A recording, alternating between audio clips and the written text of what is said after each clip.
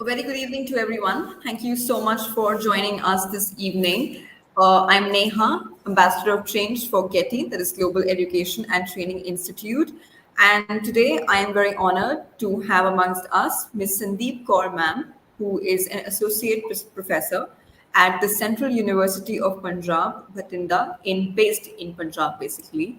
We're very honored to have amongst us ma'am today as she talks about environmental degradation, a topic that I think is very important for students, and for teachers, so that they are able to impart this to the students, and so that we are, able to be better ancestors in the longer run. Understanding this idea and implementing and working on it is very important. Thank you so much, ma'am, for joining us today and choosing this very important agenda to discuss. A very warm welcome to you once again. Thank you. Thank you, ma'am. Thank you, Neha, for inviting me on such a platforms where I can speak on my research areas, that is environmental degradation area.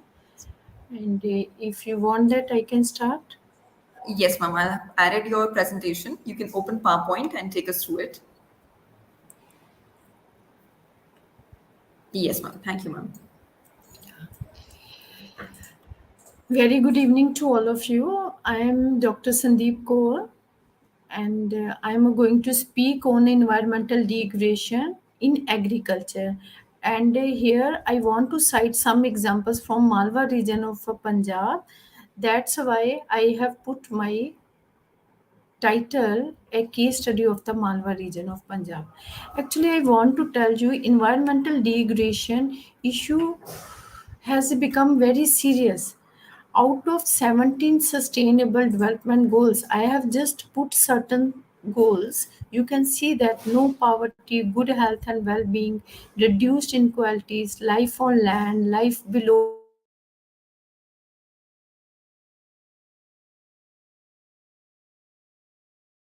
poverty line, developing countries wants to achieve it. Many developing countries wants to achieve it. But you just think about that, if degradation issue become at a very faster level, whether we can able to achieve these sustainable development goals, whether we will achieve the life with water when our groundwater depletion is going at a faster level, and what would be the life on land when we are using a plastic at a fast level, and moreover our air pollution, noise pollution, and so many other types of water we are not able to drink safe water, and many other things are coming out for to achieve sustainable development goals. So first of all, because basically I belong to Punjab, I want to tell some issues of Punjab.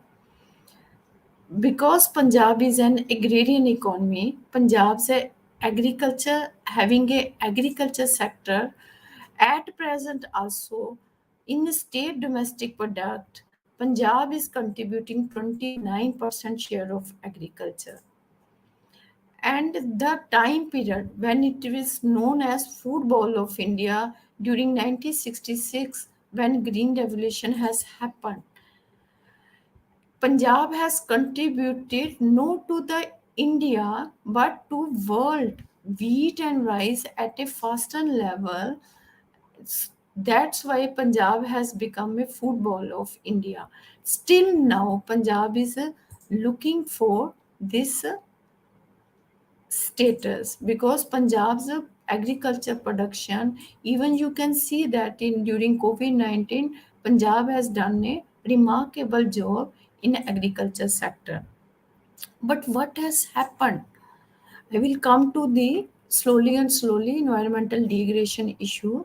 Mechanization of agriculture has done at a faster level to achieve agriculture production at a fast speed. And what has happened in mechanization of agriculture?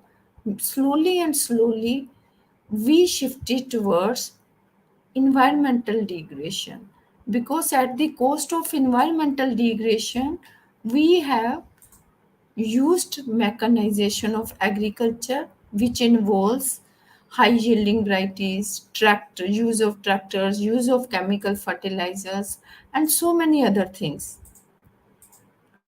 Now, for the audience who are not aware of about much Punjab, Punjab is divided actually geographically into three regions: Majha, Malwa, and Doaba region.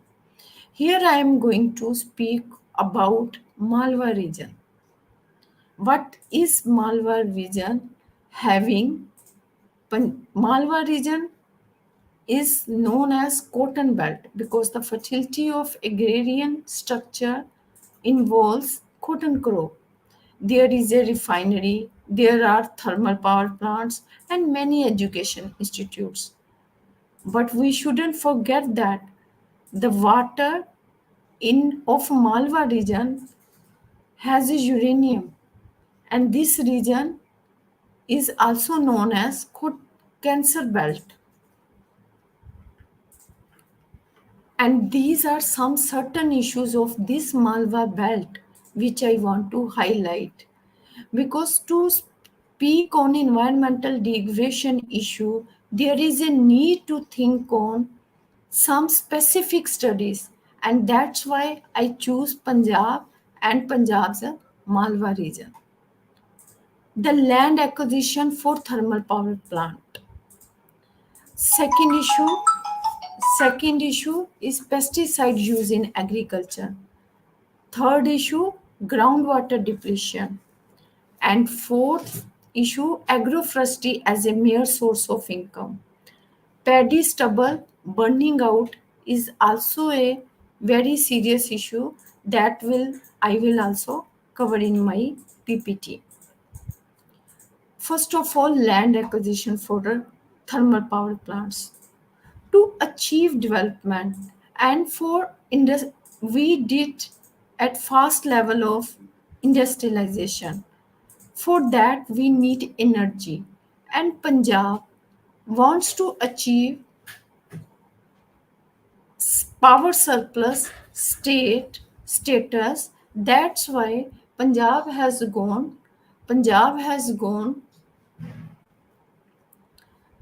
for land acquisition for thermal power plants at a faster level. There are two thermal power plants. There are two places where land has to be acquired. One is Talwandi Sabo and Gobindpura. Both belong to Mansa district. And this land has been acquired, that is agriculture land. And nearly in 2008, land has been acquired. Talwandi Sabo thermal power plants has already been constructed. But I want to tell you the Gobindpura village land has acquired but no construction of thermal power plant has been done, though 10 to 12 years has happened for this land acquisition. Now here the question of environmental degradation started. The fertility of land is in danger because land is ideal. And moreover,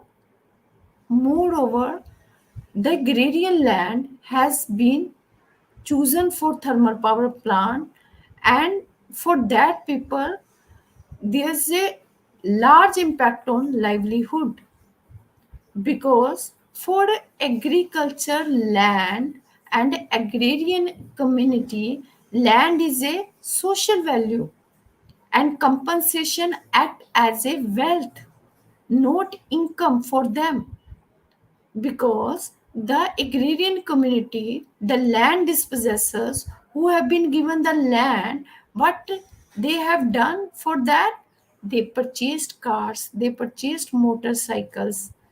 They couldn't, though some families have purchased agriculture land, but most of the land communities whose land has been acquired, what has happened for them? Land uh, compensation act as a wealth. And therefore, we need to think about sustainable development goals, no poverty, no income inequalities, whether long term livelihood opportunities for these dispossessed farmers has been built. This is a question. Moreover, the cropping pattern, as I already told you, this belt is cotton belt. And due to nearby thermal power plant construction, the cotton has been shifted to paddy cultivation. Why so? Because cotton doesn't remain white because due to fly ash. And there are here I want to say one more thing. Already within 80 kilometer, there is at present Lera Mohammed thermal power plant is there, which creates a pollution, which creates a pollution. So when already it within 80 kilometer thermal power plant was there, then environmental degradation and this air pollution has become a very serious issue. Now, second part, groundwater depletion. The second issue I want to highlight here, groundwater depletion, which is a very serious issue at present. If you see the groundwater development as per the groundwater yearbook report in India, it is 61.60%. But in along Punjab, it is 164.42. And out of Punjab's all districts, Sangrur is having the highest groundwater depletion level, that is 260. There are 22 districts of a Punjab and nearly 20 districts have a groundwater depletion more than 100% when we compare as a national level, though it is in two digit, but Punjab's districts are overexploited. What is the reason behind this? The reason is Punjab is a hub of wheat paddy cropping pattern and paddy consumes a maximum water. Punjab itself doesn't consume paddy at that level as compared to other states of India. But why Punjab shifted to wheat paddy cropping pattern? Because the assured market of these two crops, the India gives 23 crops to minimum spot prices, and for paddy there is a wheat as well as paddy there is a assured minimum spot price. And now the scene is the before 20 years farmers are just putting 20 nearly 20-meter tube pipes for digging water, for digging tube wells for extraction of groundwater. Now at many places farmers are putting pipes more than 300-meter digged, and that's why their investment on deepening tube wells is also increasing and the farmers returns getting decreased, but minimum spot price hasn't increased at that level. There we can put initiative for other crops, maize and sugarcane. For that, market should be there. Then only Punjab's groundwater depletion level we can think about. Here I want to show that you can see that from 2009 to 2019, our groundwater depletion our groundwater depletion level Punjab is maximum. You can see that though it has decreased after government's some efforts, but as compared to other states, you can see that where every except Punjab, Rajasthan, and Haryana, many states having only two digits figures. But in Punjab, Rajasthan, Haryana, these figures are in three level. And what I was telling you, that wheat paddy, these are the main crops. Punjab consume pulses at a higher level, but you just see that Punjab's area to pulses is getting decreased. But for paddy, which was in 1970-71 just 6.87, now in 1920 it is 40.15. That's why this is the basic reason. Here I want to tell you that there is one technique which is known as direct seed rise technique, which consumes no nursery, which consume less water, less labor, because there is no nursery stage in this technique. Seeds are directly drilled into the fields by machine. That's why low cost production, water savage technique, less soil degradation, low amount of methane gas. But in traditional technique needs a huge amount of water as it is grown by planting seeds, transplanting these saplings, keeping them under 3 to 4 inches of water to reduce weed growth. And this technique is labor intensive technique.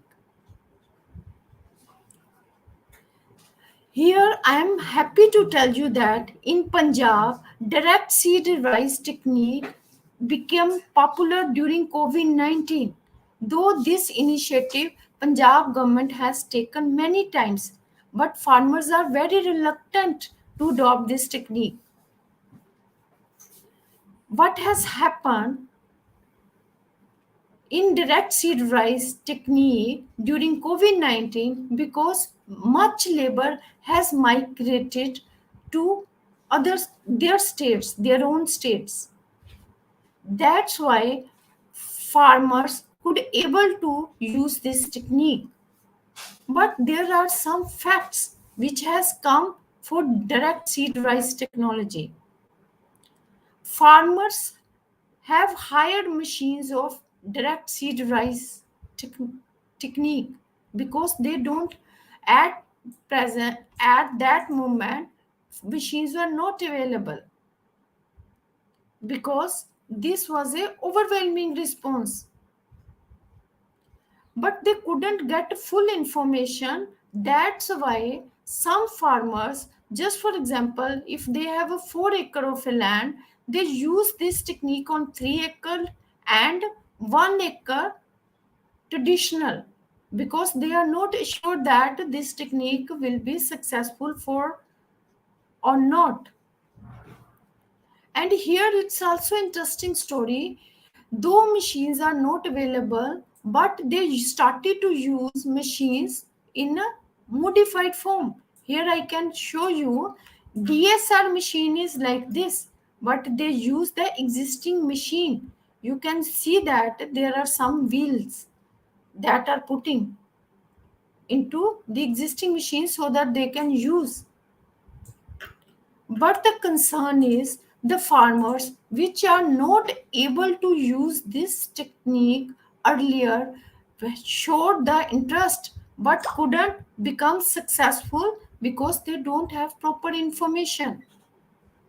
And here I want to tell you again that paddy season, when the COVID period is over, has come again, but again farmer have initiated traditional. Very few farmer use direct seed rice technology. And this technique is very important to save our groundwater. And that this is my appeal to the government, that this initiation should be taken very seriously and proper training should be given to the farmers. Now come to the third issue, that is pesticide use in agriculture. After mechanization of agriculture, the pesticide use has been gone up at a very fast level, at a speedy level. But there are many scientific studies which proves that pesticide has some serious issue, cancer issue, neurological and behavioral disorder, reproductive abnormalities, and many more.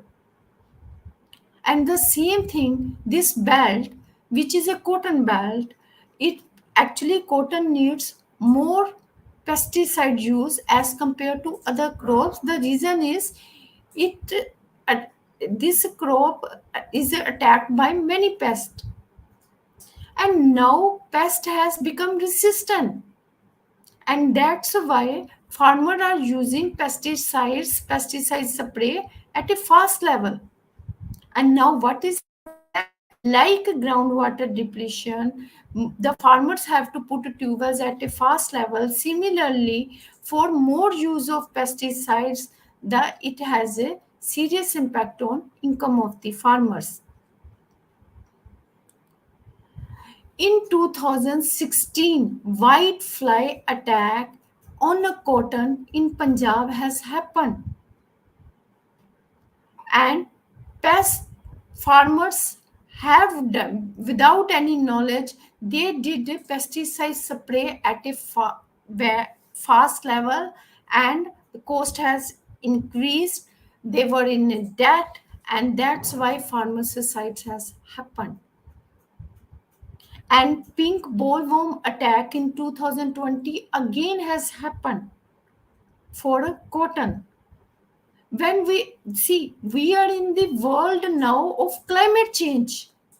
When we are in the world of a climate change, every in agriculture, it's a fact we can materialize.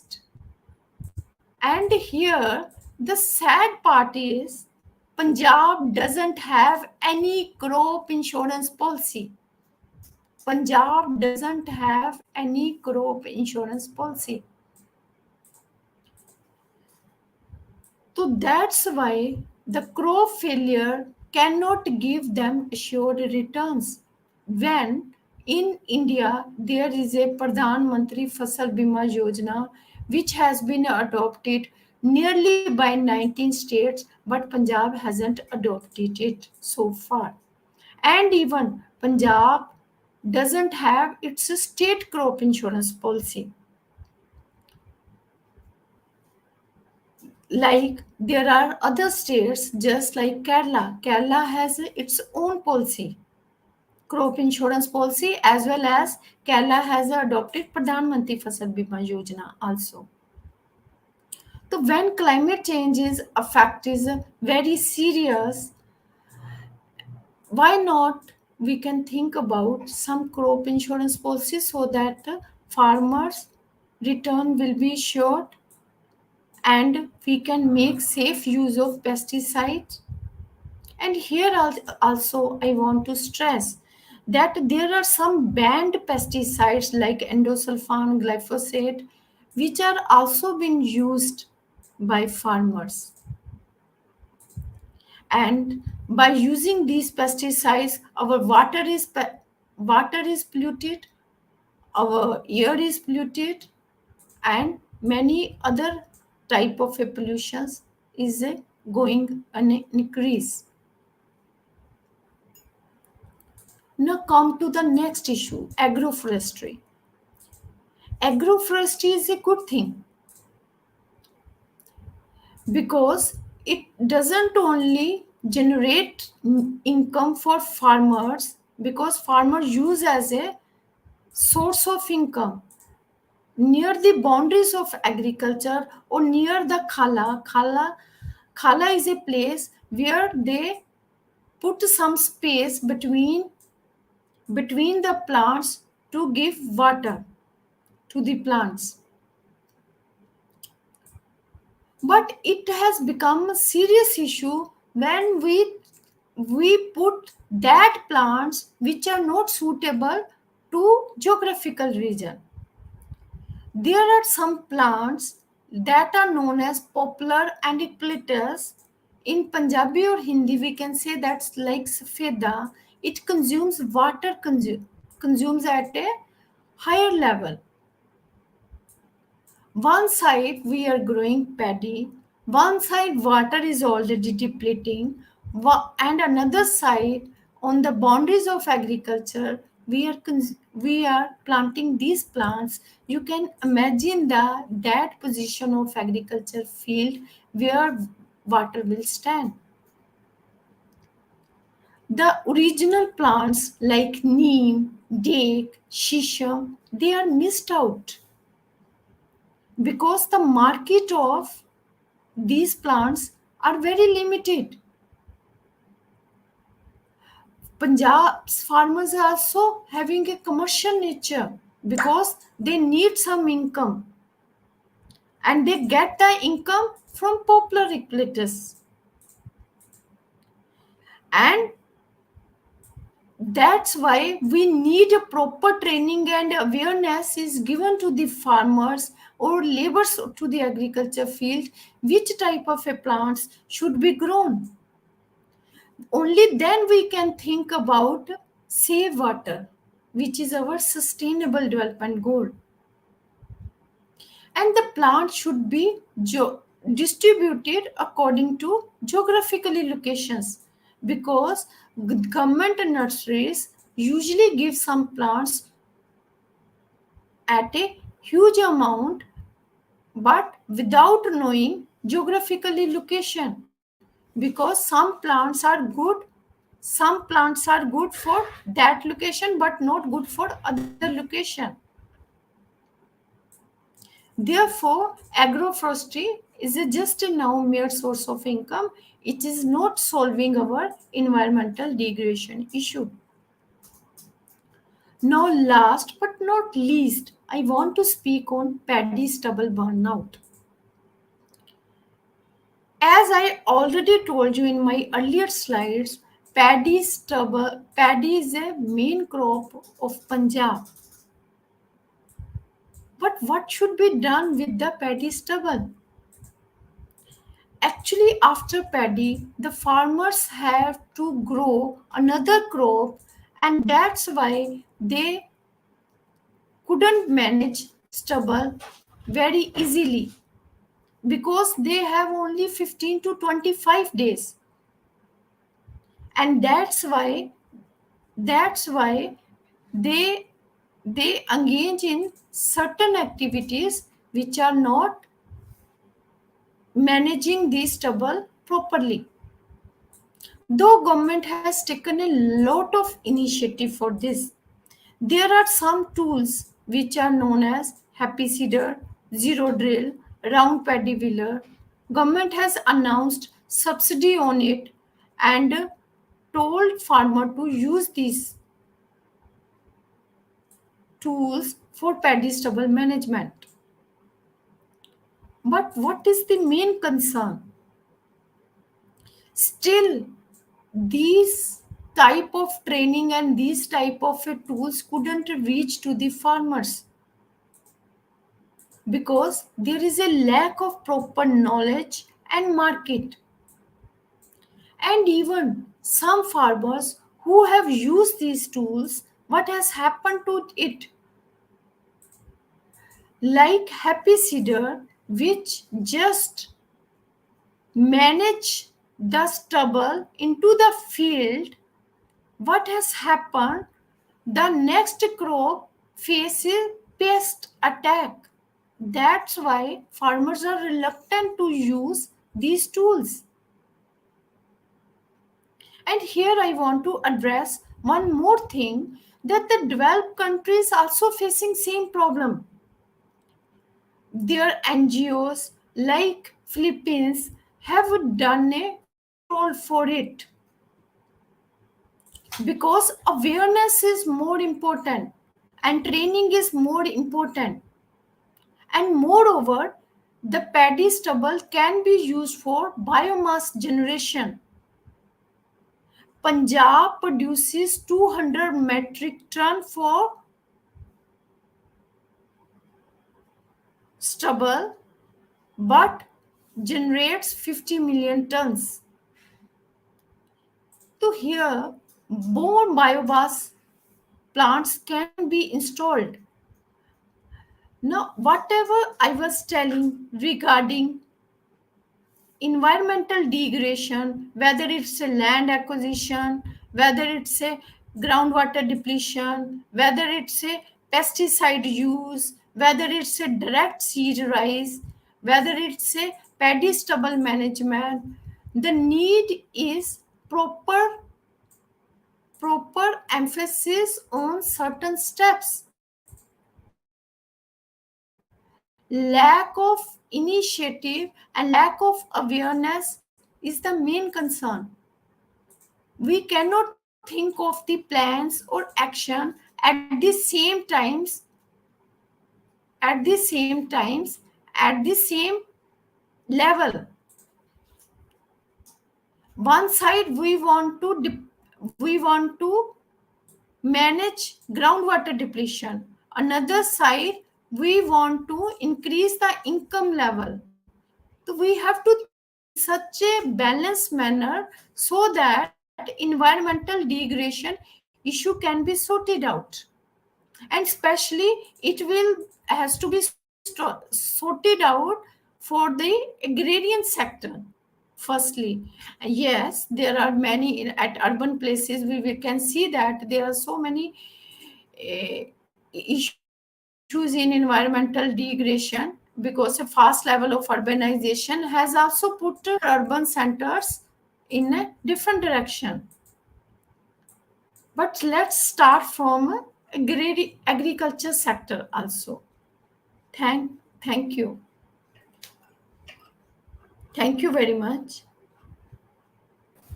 Thank you so much, ma'am. Thank you so much for very deeply going into, environmental degradation in the context of Punjab specifically. That was, I think, very informative as to how we can, assist the farmers and, be on the right side of history as well. Thank you so much for addressing those questions and thoughts. But before we conclude, we would like some takeaways for our audience, specifically, say the students.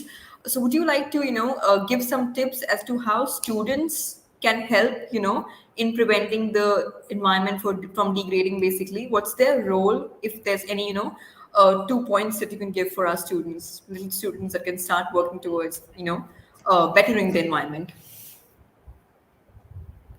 Yes, very good question, and thank you, Neha Yadav. Actually, I already told that the proper awareness is required. Yes, Now, ma'am. our approach should be social. Our study should also see our National Education Policy 2020. They want that why our education should be social centric because students are such a communities which can reach to any community through their Absolutely. education because they are involved in NCC, they are involved in NSS, and if awareness will be spread out, you just see that during COVID-19 everybody is wearing mask. Why so? Because we spread out the things. Yes, ma'am. And Yes, ma'am. similarly spreading out things is required. Yes, we Absolutely. cannot forget that income should not be generated because everybody is now materialistic. But that's why at a certain level we should think about where we can save our farmers income, where they can get assured returns. When we are thinking about the climate change issues, each and everything is there, then let's start with that things. See, we I can tell you that in some world debate level what has happened that developed countries has put a stress to India and China to reduce carbon emission at a faster level, or to developing countries. But these are the India and China stress that industrialization has started from your level firstly. That's why you people firstly reduce the carbon emission at the first level. Similarly, when what I want to convey you, when development starts with the income. But now the time is that we have to think our income with save of our environment. Okay, ma'am. That's a good thought that you've put forward, and I think the students will also understand that is awareness, like you mentioned, the COVID-19 example. That's a very wonderful example, ma'am. And I think everyone who is watching and who will eventually watch this will understand something and will definitely have some takeaways and will try to be, try to do something for the environment and be a better ancestor in the longer run and take care of all the stakeholders involved. Once again, ma'am, thank you so much for being with us today. Thank you so much Thank you. indeed for talking us and taking us through your research and giving us some takeaways for all our teachers, parents, and students. Thank you so much, ma'am, for joining us this evening once again, and I hope to see you again. Thank you. Thank you so much, ma'am. Okay, thank you so much. Thank you, ma'am.